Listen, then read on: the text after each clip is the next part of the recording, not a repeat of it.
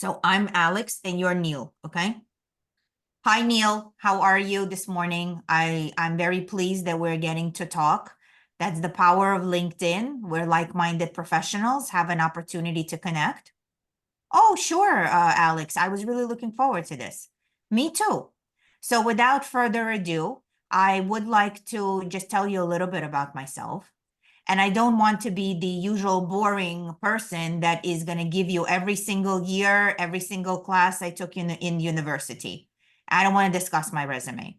So I invented a very creative way to introduce myself to like-minded professionals. Oh, Alice, that's really cool. So please go ahead. So I like to tell my professional life, my professional story in 3 chapters. The first chapter is when I went to university, the early career development that I had, and how I became fascinated with transformation and how organizations work. My second chapter is my current chapter where I'm at UPB, and I have been with them for quite a few years. And my role was always to transform the organization to run more efficiently. I have done that. My work is done here. They have transformed to run better than they ever have. And now I have to hand over the baton to somebody else so that they could run on their own. This is something that happens to transformation leaders. They help companies transform, and then they go on to the next one. The impact I want to create in my third chapter is to continue to help organizations transform, run more efficiently, and most importantly, I'm passionate about being the co-pilot to a C-suite executive. I never want to be in the front lines. I will allow the C-suite to complete their vision, but I will be there behind the scenes to make sure that that vision is implemented. So with that being said, I would love to hear what's going on at Acolin and how can my expertise in transformation help you? I want you to stop thinking the word interview, because the word interview is all about performance.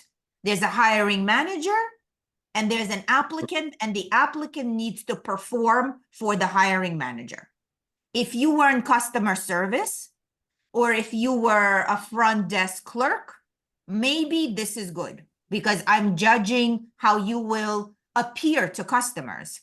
But when you become a very high functioning professional, high level person that has a track record, you don't need to perform for anybody. When Deloitte comes in or Accenture, you think they're performing for anybody? They don't give a SHIT, okay? We're here, we put you on our calendar, okay? That means you're special that you're on our calendar. And we are 100% confident that we can help you. And Deloitte wins every other deal, if not more. And so does Accenture. People drop out if Accenture is in the race. They're not interviewing. They're telling you what to do. It's your choice to do it or not. If you go in thinking that I'm an expert, he has a transformation problem, I'm not sure he's going to tell me about it. Get out of this interview, okay? 2 friends talking. What you're going to do is you're going to try to build the rapport. That's why it's so important to start with this little like cute, I want to tell you about myself, but I don't want to be like everybody else, boring. And you'll say, oh, wow, that's so unique. Last night, I have a client who's a very big marketing person at Amazon. She hates her life. And she is interviewing and she's sending me the interviews for me to evaluate. Yesterday, she bombed at an interview because she just went right in to bash Amazon. I said, Linda, what are you doing? They don't want to hear negative on the interview. If you're bashing Amazon, that means you're going to bash them in a year from now. You need to build the rapport with the person you're talking to. Go into the 3 chapters. It's a unique thing and it breaks the ice. And people will laugh. Alex, they want to feel what it's going to be like to work with you. People want to have fun. So many people are miserable at work. They want to have, I'm not talking about you're going to be dancing, but they want to enjoy their time if you're working with them. It's an elementary human thing. So when you show the side of you, it shows that you're fun. You had so many people working for you. And some people, the minute they walk through your office, it's like you would rather get your tooth pulled than to talk to them.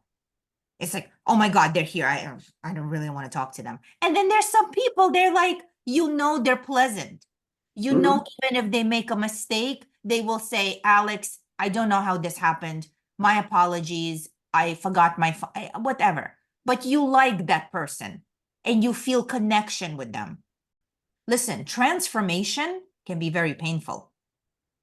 There's a very famous book that we all read in the United States. It's called Who Moved My Cheese? It's a brilliant book. You should get it and read it. It's very short. It's called Who Moved My Cheese?